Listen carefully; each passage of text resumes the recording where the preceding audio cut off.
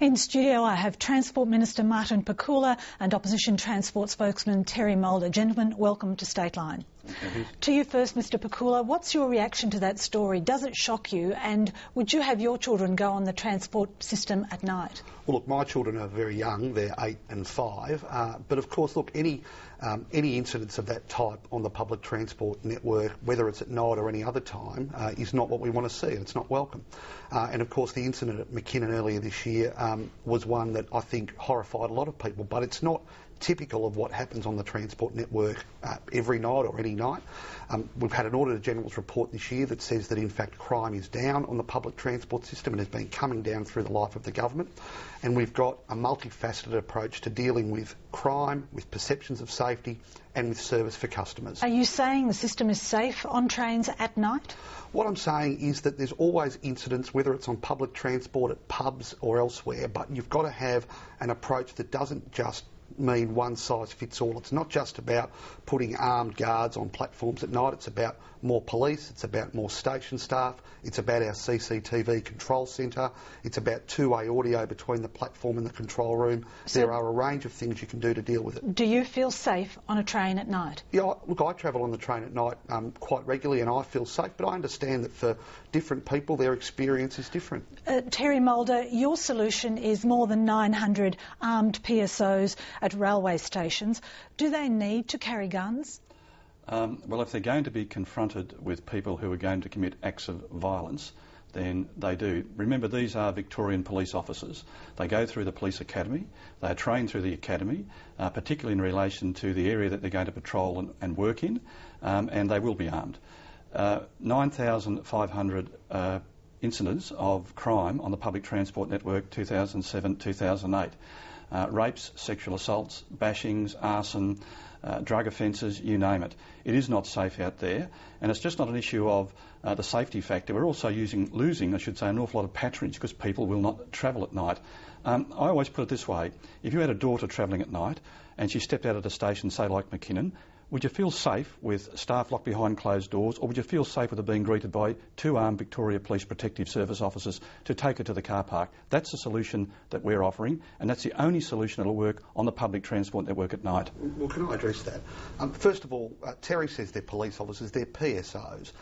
The commitment fell apart this morning when... No, it didn't, Martin. You made that up. Well, Terry... You made that up. Ted Baillieu made it quite clear... John Brumby said there was a police officer on every train, almost every train last week at night, and he was wrong. He made that up as well. Ted Baillieu made it quite clear in this morning's paper that in fact the commitment was about providing the personnel, but it would be Victoria Police operationally that would decide where they go. Well, can I clarify with the two of you exactly what it is that you are promising? The PSOs, 2 on every station, and will you be deciding where they go, or is it the Chief Commissioner? This is where Mr Pakula has totally represented the situation. We're going to train these police officers up. They have to go through the academy as Victoria Police Protective Service officers under the direction of the Commissioner of Police. As they come out of the academy, the police will determine which are the worst locations and where they're going to be allocated to start off with.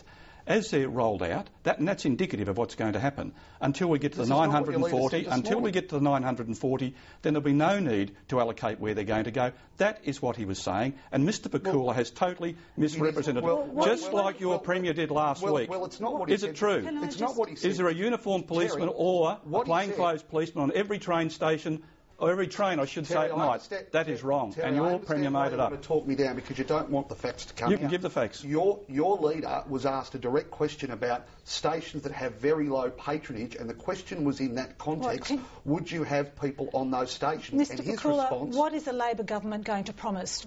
Are you going to have the same thing as the Liberal Party is offering? No. We have always said that what this requires is a multifaceted approach, and it's interesting that Terry Can you tell me what your approach is, rather than... We've heard what you think about their position. Tell me what a Labor government is going to do. We have said that we will increase the number of transit police to 350. We will have transit police operating on every line every night.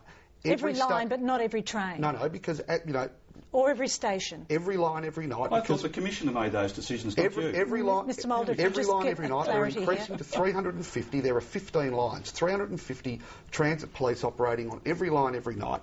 Every station on the Metropolitan Network will be staffed, either all the time in the case of premium stations or during various parts of the day, and we will set up a control room that will live monitor every station with two-way public address. All right. And Staff are too scared to come out. The staff won't come out. Terry talks about 2007-8 figures rather than the most recent figures because he knows the most recent figures show that crime is coming down. All right. Can I move on to another Coming subject, onto another issue of transport? And this ticket, which you've seen a lot during this election campaign, this prop. I've seen my own. Yes, well, the Treasurer last week said this was an embarrassment to the government. Are you embarrassed by Mikey? Look, I think the Premier said yesterday that, in the long run or in the medium term, people will be glad that we persevered with Mikey. People will be glad that we persevered with Mikey. And tens of thousands of people who use it every day, tens of thousands of people who use it every day know that when Terry says it doesn't work, he's just dead wrong. We concede. Even this week on the buses it was overcharging Mikey people. has taken longer to implement than it should have. Mikey has been problematic. But and there are still problems, aren't there? And I said when we went live in July that there would still be glitches while we were rolling out and while it was running in tandem with And when will the glitches Metcard. stop? Well, as we release more software releases and as we convert over from a hybrid system, Metcard Mikey, to Mikey alone. But let me make the point that a lot of the criticisms that you hear about Mikey and a lot of the commentary is almost identical to the commentary you heard in the 90s when Metcard was rolled out, because new systems take time to bed down. But Mikey's getting better all the time. 5 years. Thousands, 5 years and $1.35 billion. Tens of thousands of people use it every day, Terry, and they find it convenient. And I've had a lot of people come to me say, I was cynical about Mikey, but I'm using mine now and I think it's really good. Could you name them? Mr Mulder, can we move on? One of your policy solutions is to set up a public transport authority. Why will this authority, all of a sudden find the expertise? Why can't the department do that? And isn't this just a cop-out? What's been happening over a long period of time is the department have been dealing with the matter, and we've now had 3 successive public transport ministers who've been trying to fix the problems in the public transport network, and it's gone backwards. The fact is we've got multiple agencies and there is no coordination amongst those agencies. VicTrack, V-Line, Metro, Yarra Trams, Public Transport Safety Victoria that goes on Transport Ticketing Authority, Metlink. It'll be the role of the Victorian Public Transport Development Authority to sort the agencies out, to promote public transport, to make sure that we have it coordinated, that we can get a bus, a train and a tram arriving or departing at the time that they should be. Can I pick up the point that Mr Pakula just made? Isn't it another layer of bureaucracy? Well, if you have a look at Perth, have a look at Transport for London, it works very well in those places because the approach is coordinated. The fact is at the moment is a ship without a rudder, and it has been for a long period of time. The PTUA, transport advocates, all those people are involved in academic issues of public transport all say that this will work.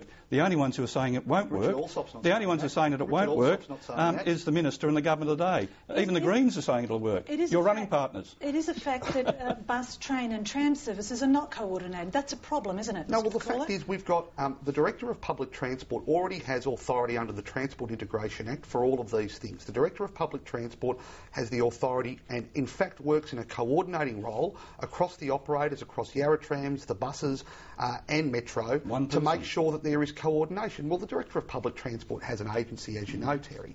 And the fact is, I suspect that what the Liberal Party would do is that they would use this new directorate as a way of getting out of all of their billions and billions and billions of dollars of unfunded promises, rail lines here, there and everywhere that you'll never be able to pay. And that's the point I'd like to pick up. What's the cost of your policy promises so far? Well, we've worked through a range of policies and we haven't finished them yet, I'll tell you now. There's still more to come out, but policies such as Doncaster Rail. Well, we got canned for not having a plan. We bring out a plan, then you're canning us for having a plan. So, that's the issue. As I say, we have got a series of policies still to roll out.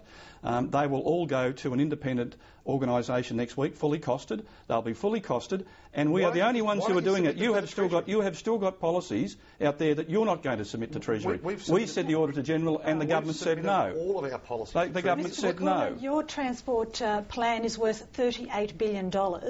Isn't it a fact that a lot of that is unfunded? Well, those things that we've announced for the current term have all been funded and all been costed. There are more than By the Treasury, Terry. But you are relying on federal funds that haven't been allocated. No, but those things that we have committed to do during the next term of office have all been funded and all been costed, and that includes all the projects that are currently underway, like South Morang, like Sunbury electrification and like regional railing. Terry's been running around telling people in Rowville they'll get a train line, people in Doncaster they'll get a train line to Melbourne Airport, train line to Avalon Airport. What have you got against Avalon Airport? What have you got against Avalon Airport? The point is federal government, federal opposition, state opposition, Terry, all supporting it, and you're the only ones who are knocking the project. You've made somewhere between $5 and $10 billion. Well, you made $38 billion worth of promises. And you've only allocated something like $50 or $60 million towards $5, $6, $7 Before billion you were saying we're promising things we couldn't deliver, now you're saying we haven't allocated money. Very quickly, of that $38 billion transport plan, what will you be dumping? Well, we said all along, anything that's budgeted, all the contracts that are entered into, we stand by. And we stand right to question a lot of the other projects that the government have put up. The Independent Transport Authority will look at those. One that we have announced, committed to, start funding this term, is Avalon. And this is what the government will not commit to. Very quickly, any rail links planned? This is the final question we have to go. Are you planning any links to airport? Well, as I've said, we're already building South Morang. Well, Terry, what we're not going to do is what you've done. You ruled out Tullamarine 6 months ago, Terry, and you ruled it back in 4 weeks ago. Terry, we're not going to and you've ruled Avalon out. We're not going to go around making promises to all and sundry for things. What have you got against Geelong? Gentlemen, we have to leave it there. Mr. Pakula, Mr. Mulder, thank you for coming in. Thanks, Josephine. Thanks, Terry. Cheers.